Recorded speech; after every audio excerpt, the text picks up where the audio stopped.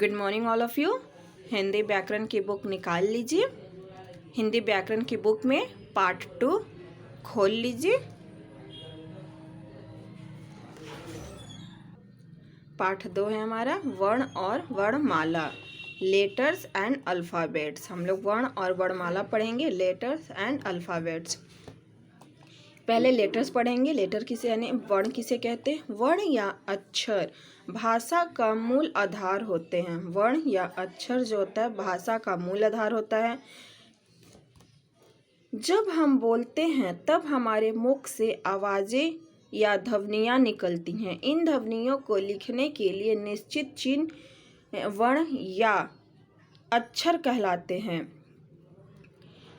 इन ध्वनियों के लिखने के लिए निश्चित चिन्ह वर्ण या अक्षर कहलाते हैं। जब हम कुछ भी बोलते हैं, कोई भी शब्द बोलते हैं तो उसमें से एक ध्वनि आती है, उस ध्वनि को ही हम वर्ण या अक्षर कहते हैं। वर्ण भाषा की सबसे छोटी इकाई होती हैं। वर्ण जो होते हैं भाषा की सबसे छोटी इकाई होती हैं। वर्ण का हम कोई भी टुकड़े नहीं किए जा सकते हैं। प्रत्येक ध्वनि के लिए एक निश्चित वर्ण होता है। प्रत्येक ध्वनि के लिए एक निश्चित वर्ण होता है। वर्णों के क्रमिक एवं व्यवस्थित समूह को वर्णमाला कहते हैं। वर्णों के क्रमिक एवं व्यवस्थित समूह को वर्णमाला कहते हैं। अब कौन कौन से वर्णमाला होते हैं? हिंदी की वर्णमाला। हिंदी में कौन कौन सी वर्णमाला होती है? स्वर और व्यंजन। पहले स्वर आ इ उ ऊ री ए ओ औ। ये जो 11 मात्राएं होती, 11 जो अ से लेकर औ तक की जो मात्रा होती है वो हमारा स्वर होता है। व्यंजन क ख ग घ अ च छ ज झ ञ ट ठ ड ढ ण त थ द ध न प फ ब भ म य र ल व स षटकोण सा छोटा सा ह। और ये जो 33 ये क से लेकर ह तक के जो अक्षर होता है, वर्ण होते हैं, ये हमारा व्यंजन होता है। स्वर 11 होता है, व्यंजन 33 होते हैं। स्वर हमारा 11 होता है, व्यंजन 33 होते हैं। नेक्स्ट पेज ओपन कीजिए। अब हम जान गए हैं कि वर्णों के 2 भेद होते हैं। हम लोग जान गए हैं कि वर्णों के कितने भेद होते हैं? स्वर, व्यंजन। स्वर 11 होते हैं, व्यंजन 33 होते हैं, यानी 33 व्यंजन होते हैं, स्वर 11 होते हैं। संयुक्त व्यंजन। संयुक्त व्यंजन कौन कौन से होते हैं? हिंदी भाषा में 4 संयुक्त व्यंजन भी शामिल हैं। ये 2 व्यंजनों के मेल से बने हैं। ये 2 व्यंजनों के मेल से बने हैं। क में देखिए नीचे र लगा है, एक तरह के नीचे चिन्ह लगाया गया। इस चिन्ह को हम हलंत चिन्ह कहते हैं। प्लस स बराबर छ। त में भी इस तरह का चिन्ह लगाया, प्लस र बराबर त्र।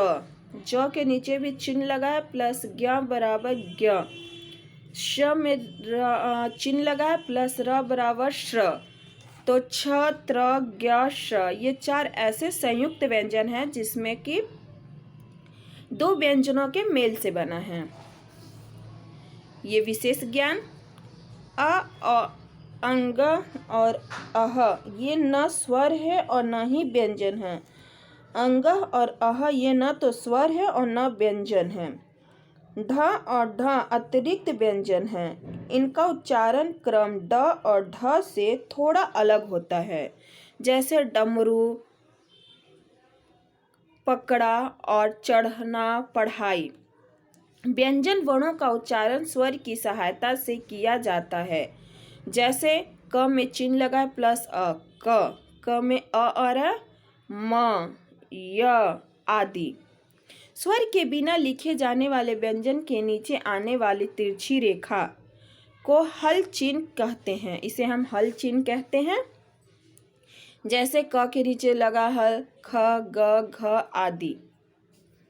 नेक्स्ट पेज पे आइए। अंग्रेजी भाषा के कुछ शब्द हिंदी में प्रयोग होते हैं। इन शब्दों में औ स्वर का प्रयोग किया जाता है।